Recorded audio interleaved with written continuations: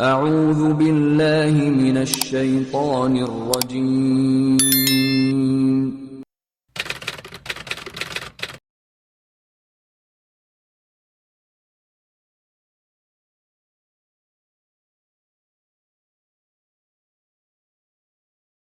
Yang pertama, siapapun yang mengaku muslim di masa sekarang bukan pilihan. Wajib membela Palestina. Bukan pilihan ini.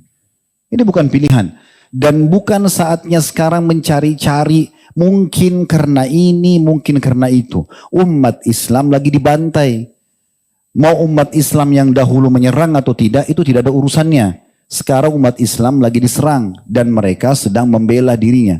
Kondisi teman-teman kita sekarang di Palestina mirip waktu kita dijajah sama Belanda. Bagaimana kalau kita orang Indonesia tiba-tiba melawan dan memberontak terhadap pemerintah Belanda pada saat itu? Kita disalahkan? Tentu saja tidak. Negara kita kok. Tanah air kita dirampok. Nah begitu keadaan orang Palestina. Jadi walaupun sekarang ada banyak orang di media mengatakan, oh kan orang Palestina yang duluan menyerang. Loh mereka dijajah. Masa kita dulu kalau kita serang Belanda karena mereka jajah lalu kita disalahin? Kan lucu kan? Kan tidak mungkin. Jadi ini bukan opsional sekarang. Bukan mengatakan, oh itu bukan masalah saya. Nggak bisa, wajib. Allah akan tanya kita. Per individu, apa yang sudah kamu lakukan buat saudaramu di sana? Minimal dengan doa. Hanya angkat tangan modalnya. Berdoa memuji Allah, lalu memuji salawat kepada Nabi SAW. Doakan agar Allah berikan kepada mereka solusi. Begitu juga dengan Allah binasakan musuh-musuhnya. Karena memang Nabi SAW mendoakan kebinasaan buat musuh. Ya. Ini satu sisi. Jadi tidak boleh kita sekarang menganggap ini bukan masalah kita. Ini masalah umat Islam. Kita ini harus seperti satu jasad kata Nabi SAW. Kalau satu luka, jari kita kena pisau misalnya, kata Nabi SAW seluruh jasad itu akan demam. Harusnya begitu. Siapapun muslim di muka bumi ini syahadat dari keturunan suku manapun, tinggal di wilayah manapun, kapan dia terganggu, maka sudah harus kita bela. Ada seorang wanita di ujung perbatasan negeri Persia, di zaman Khalifah Mu'tasim, salah satu Khalifah Abbasi. Dia rupanya, perempuan ini lagi jalan, lalu ketemu dengan 3 orang tentara Persia. Tiba-tiba tentara Persia itu menarik jilbabnya, kemudian memukul wanita ini. Lewat seorang muslim di situ, muslim ini merasa tidak mampu membantunya, tapi dia dengar perempuan ini mengatakan, wa Mu'tasimah. Maksudnya, hai Mu'tasim, tolong saya. Perempuan itu berkata, dan di situ wilayah jauh sekali dari umat Islam, wilayah kekuasaan mereka. Maka si laki-laki ini, dia naik keledainya menuju ke ibu kota kerajaan dinasti Abbasiyah di Irak. Jauh sekali. Perjalanannya mungkin memakan waktu 1 bulan untuk sampai ke sana. Dia izin ketemu sama Mu'tasim, diizinkan lalu dia sampaikan. Saya dengar di sana, saya lihat sendiri dengan mata kepala satu orang muslimah. Ditarik jilbabnya, digebukin sama tentara Persia. Enggak pakai nunggu Mu'tasim itu. Enggak pakai nunggu. Langsung dia siapin pasukan, serang wilayah itu. Taklukkan, tundukkan. Walaupun musim dingin pada saat itu, mereka bertahan sampai 40 atau 50 hari. Untuk menembus benteng itu karena muslim tadi dicoreng kehormatannya. Jadi memang kondisinya nggak bisa kita main-main kalau sudah agama yang dicoreng, ikhwan akhwat sekalian, gitu kan? Kita sekarang harus peduli dengan doa kita peduli dengan harta kita sekarang cukup banyak lembaga-lembaga yang mengumpulkan donasi, menyumbang semampu kita gitu. Mungkin kalau jiwa ini butuh fatwa, ya, butuh memang pemerintah kita yang mengizinkan kita untuk pergi, dibuka itu berbeda, gitu kan? Ini yang bisa kita lakukan. Ini jawaban yang pertama. Jawaban yang kedua, kalau kenapa pemimpin-pemimpin muslim tidak bersatu dan menyerang balik? Ini jawabannya bukan di tangan saya, ikhwan akhwat sekalian. Jawabannya ada di tangan para pemimpin itu. Yang akan diminta tanggung jawab pada hari kiamat. Semua pemimpin muslim sekarang akan diminta pertanggungjawaban hari kiamat. Bagaimana bisa dia lihat saudaranya di sana, dia punya kekuatan militer, dia punya ekonomi, kenapa dia tidak maju? Sayangnya pemimpin kita sekarang ini beda sekali dengan Abu Bakar, beda sekali dengan Umar. Abu Bakar itu sebenarnya Nabi SAW, ada 2 kelompok muncul pada saat itu. 3 kelompok malah sekaligus. Yang pertama penolak pembayar zakat. Mengaku muslim tapi mereka mengatakan sudah Rasulullah sudah meninggal. Nggak ada lagi zakat. Zakat kami cuma berikan kepada Nabi. Nabi meninggal nggak usah bayar zakat. Berarti rukun Islam yang ketiga mau dihapus sama mereka. Kelompok yang kedua adalah orang-orang yang murtad dari agama Islam. Mereka masuk Islam awalnya di akhir hidup Nabi SAW dengan tujuan, ya mereka hanya sekedar takut saja secara politik. Karena umat Islam sudah menguasai Jazirah Arab.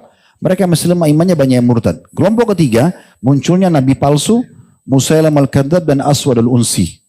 3 kelompok besar di Jazirah Arab yang muncul. Waktu itu kekuatan umat Islam tidak lebih daripada 20 sampai 25 ribu pasukan. Semua yang produktif.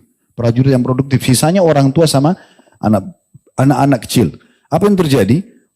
Abu Bakar langsung membentuk pasukan di awal khilafahnya beliau, lalu kemudian mengutus untuk menyelesaikan 3 perkara ini. Sampai Umar saja yang sangat tegas. Umar itu sampai mengatakan, ya Abu Bakar, kenapa? Karena Abu Bakar mengangkat Umar sebagai penasehat. Ya Abu Bakar, kenapa kita nggak kirim saja dai ke sana? Ceramain mereka, dakwai mungkin mereka sadar. Abu Bakar dengan tegas mengatakan, saya pasti akan memerangi demi Allah seseorang yang tadinya membayarkan zakat ke masa Nabi SAW walaupun dengan tali kekangan kuda atau ikatan atau seekor domba yang pernah dibayar kepada Nabi SAW lalu mereka berhentikan. Lalu keluar pasukan tersebut. Waktu keluar pasukan, seluruh kekuatan laki-laki keluar. Tertinggal saja di Madinah itu beberapa orang tua kebanyakan dan wanita. Yang tinggal di sana Abu Bakar sama Umar sebagai khalifah dan wakilnya. Kemudian juga beberapa sahabat yang memang disuruh oleh Abu Bakar mengurus Baitul Mal, mengurus beberapa hal yang berhubungan dengan keperluan kaum muslimin. Waktu itu sempat muslimin khawatir jangan sampai Madinah diserang. Ini kosong, gak ada pasukan. Tapi ternyata dengan niat yang tulus untuk membela Islam, membela agama Allah SWT ini yang terjadi justru musuh-musuh di luar sana berpikir gak mungkin Madinah kosong. Gak mungkin Raja Muslim mengutus pasukannya sementara membiarkan kandang dia sendiri Madinah itu kosong. Maka dengan itu mereka khawatir menyerang Madinah dan akhirnya Allah berikan kemenangan di tangan Abu Bakar. Dan ulama mengatakan jasa Abu Bakar yang luar biasa di masa hidupnya walaupun cuma 2 tahun dia telah menyelesaikan 3 perkara besar ini. Perkara pertama adalah semua penolak zakat diperangi dan harus tunduk kepada hukum Allah dan rukun Islam tidak jadi dihapus oleh mereka. Orang-orang yang murtad diperangi. Itu juga dengan para nabi-nabi palsu semuanya diperangi. Akhirnya 2 orang ini Aswad al-Unsi dan Musailam al-Kadzdzab meninggal di masa dia. Di zaman Umar juga begitu. Di zaman Umar tidak ada satupun orang non-muslim yang berani mengganggu umat Islam. Mengganggu saja nggak mungkin. Mereka segan. Zaman Uthman, zaman Ali, semua begitu. Ini kalau pemimpinnya seperti itu. Kalau pemimpin yang zaman sekarang kita tidak tahu. Cuma memang di satu sisi teman-teman sekalian kita jangan terlalu lancang juga berlebihan dalam berbicara tentang para pemimpin muslim. Kita tidak tahu apa yang sedang terjadi. Kita kan ini orang luar ya. Mereka yang sedang berada di satu ranah politik itu kita tidak tahu. Mungkin ada pertimbangan-pertimbangan tertentu di mana mereka belum menyerang. Kita tidak tahu apa yang sedang terjadi. Tapi kita berharap Allah berikan mereka hidayah sehingga mereka peduli.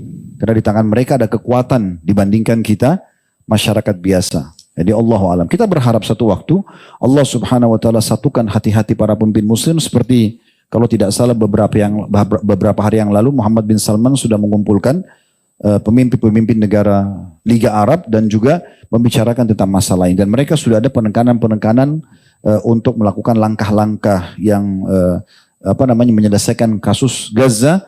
Saya lihat sendiri cuplikan sudah ada pesawat-pesawat yang terbang ke Gaza langsung membawa makanan, membawa obat-obatan, membawa mobil ambulan dan mereka berhasil dari Kuwait, dari Saudi dan beberapa negara itu sudah ada langkah. Cuma mungkin tidak terpublish di media secara umum karena memang media umumnya juga dipegang oleh orang-orang Yahudi, gitu kan? Jadi memang tidak memungkinkan. Jadi kita sekarang berharap, kita doakan agar Allah berikan hidayah mereka, Allah kokohkan telapak kaki mereka, Allah satukan perkataan mereka. Dan ini saya melihat momentum yang paling tepat untuk menyatukan umat Islam. Di masa selama ini selalu berselisih dalam pendapat-pendapat yang sepele, tidak diperlukan, sekarang sudah saatnya lupain semua itu. Sekarang umat Islam lagi Allah ajak untuk bersatu. Sisi yang lain saya mau tambahkan ikhwas sekalian. Mungkin di mata sebagian orang, teman-teman kita di Palestina kesian, tertindas segala macam. Tapi kalau saya melihat dengan kacamata saya pribadi, yang saya pahami secara teori agama, justru mereka adalah orang-orang yang Allah pilih. Di saat sekarang, kalau kita lihat cuplikan-cuplikan, saya hampir setiap saat mengikuti cuplikan keadaan orang-orang di sana, mereka para ulamanya, bagaimana mereka pun tetap sholat Jumat, mereka sholat 5 waktu di masjid walaupun terjadi peperangan. Dan mereka itu terlihat sekali membahasakan, Alhamdulillah kami bersabar dengan ujian ini. Alhamdulillah kami menikmati proses ini. Para syuhada diciumin sama mereka. Mereka merasa gembira. Ibunya bangga dengan anaknya mati syahid. Ini Allah pilih mereka menjadi orang-orang yang betul-betul merindukan akhirat. Dunia jadi kecil buat mereka. Building hancur depan matanya, anaknya meninggal. Tapi mereka harus terima fakta itu semuanya. Dan di saat memang umat Islam belum bisa membantu mereka. Ini peluang yang luar biasa. Siapa yang Allah berikan kesempatan beramal saleh, terutama dia bisa berjihad di jalan Allah dengan cara yang benar. Seperti di Gaza sudah jelas caranya benar. Mereka lagi dijajah, mereka melawan gitu kan. Maka ini adalah sebuah karunia yang luar biasa. Karena tinggal tunggu satu peluru, satu bom, selesai. Bagi dia mati syahid dan mendapatkan mati terbaik. Kita belum tentu bisa dapatkan itu. Allah sedang memilih mereka.